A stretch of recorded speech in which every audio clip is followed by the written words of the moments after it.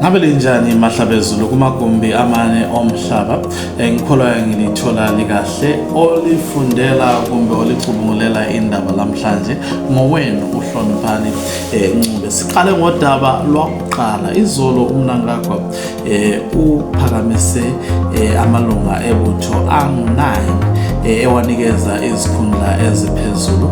Omunye walabo bantu ke abanikezwe isikhundla esiphezulu Lieutenant Colonel ngumntaka Emmerson Tambutso Mnangagwa obizwa ngokuthiwa nguShawn Mnangagwa, yena obesemsondeze eduze kakhulukazi wamfaka ekhwapheni okhanya ejonge kumbe eqaphe ezokuphepha ukuvikela kakhulukazi yena uMnangagwa njengomongameli welizwe. Lokhu kubonakala njengendlela umnumzana Emmerson Tambutso Mnangagwa ayisebenzisayo ukuze ke abone ukuthi umnumzana Chiwenga akazi ukuphatha ilizwe laseZimbabwe, njalo ukuzivikela ekutheni ke ibutho limhlamukele njengelakwenza kumnumzana Mugabe.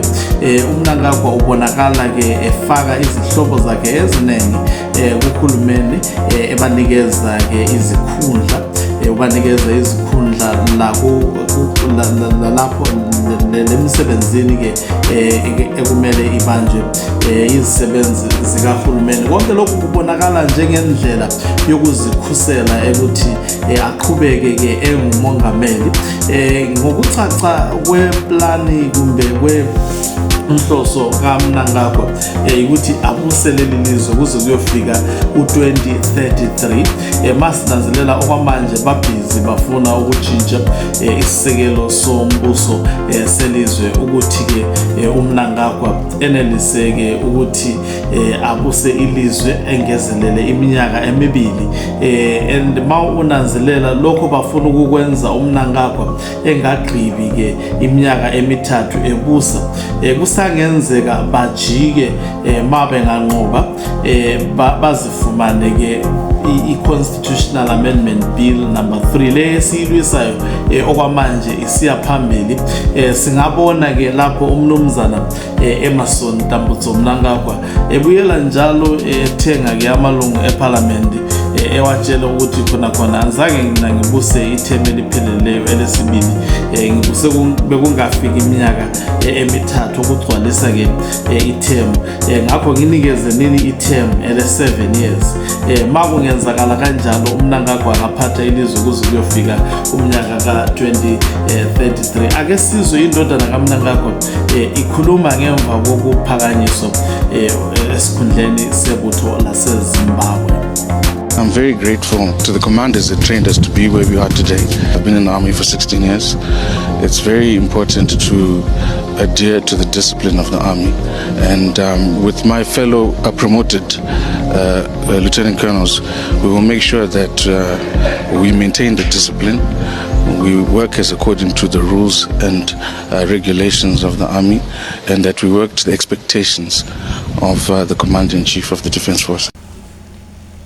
Mawunanzelela indodana kaMnangagwa ikubeke kwacaca ukuthi ikubutho ukuzolandela imigomo kayise, hayikhona ukuthi ke asebenzele isizwe. Lokho into eqhakathekileyo. Kwezinye indaba ezilandelayo iZenophobia kumbe ngingathi ke ukulwisana lapho kufika elizweni leSouth Africa kuqhubekela ke phambili loba nje labo ke abaphethe leyo march enzakala ikakhulu ke eGauteng province kwelase South Africa eJohannesburg bethi ukutshengisela kwabo kulokuthula, kodwa sizonanzelela kule video ezolandela ukuthi akulakuthula lapho mabe marcha abafuna ukubona umuntu wangaphandle kwelizwe, njalo bakwenza kucace ukuthi okwamanje nje basabatshela ukuthi hambani basazobuya bebona ukuthi bayabadudula ngokweqiniso ke imbiko le abahamba beyikhuluma ma besenza ke leyo match. Ake sibukele ke lo mfanekiso lapho ke oyinkokheli yalabo kade betshengisela ebetha umuntu okade ezimele nje estradeni ngoba emcingela ukuthi umuntu wangaphandle kwelizwe.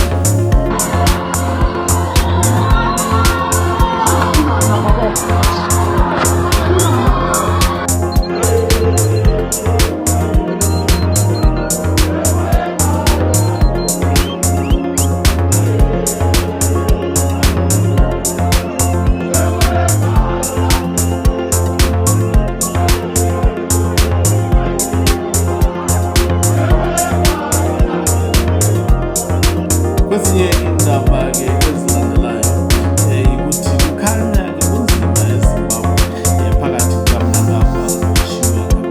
Kuvidiyo le lizoyibona-ke abasekeli bakaMnangagwa kucatshangelwa ukuthi nguThemba Mliswa kanye noGoodwill Masemeremba noTaorai Gandishaya njalo benikezwa imali ngusomabhizinisi olandela-ke uMnangagwa ukuthi kuprintiswe ama-t-shirts njalo nezinto ezizosetshenziswa kuma-provinces aseZimbabwe ukuthi bafuqe indaba yokuthi uChiwenga axoshwe esihlalweni sokuba no-vice president. Lokho nje kwenza ukuthi isimo selizwe siye siba nzima kakhulukazi. Siyabona-ke amaqembu amabili eZANU-PF elwisana okunzima kwelaseZimbabwe. Sibone-ke lo mfanekiso olandelayo.